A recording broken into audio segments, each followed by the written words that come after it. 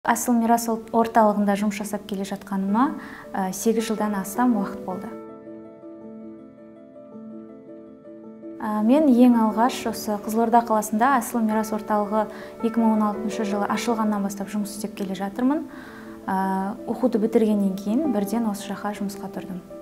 Оған дейін бізден көптеген оқытулар болды, отандық және шетелдік мамандардан, осы аутизм саласында жүрген көптеген мамандардан арнайы оқытылып, содан кейін барып жұмыс бастадық.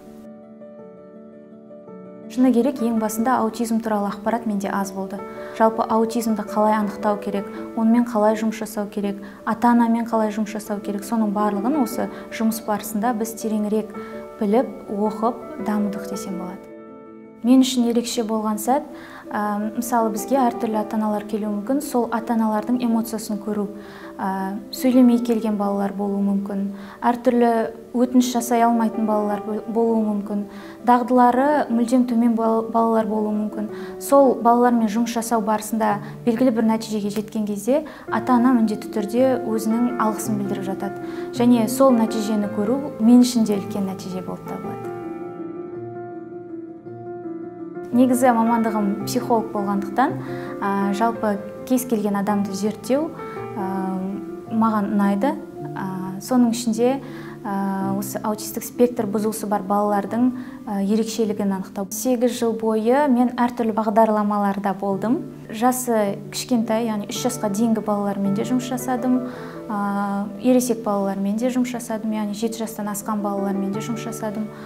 Ата-аналармен де жұмыс жасадым. Әр бала бір-біріне ұқсамағандықтан, оның барлығы бір қалыпты деп айта алмаймын. Әр қайсымен жұмыс жасау ол әртүрлі.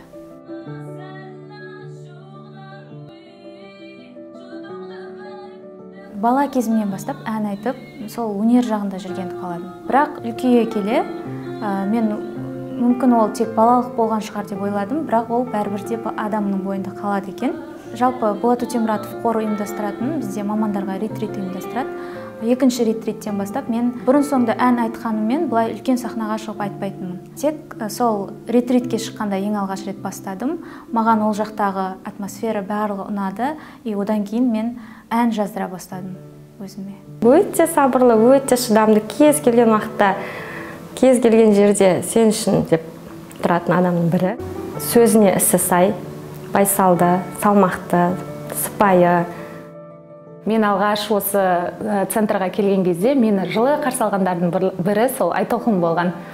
Ол да негатив деген жоқ, барлық жағынан позитив. Қандай жағдайда болсын, адамнан тек жақсы жақтарын іздейді.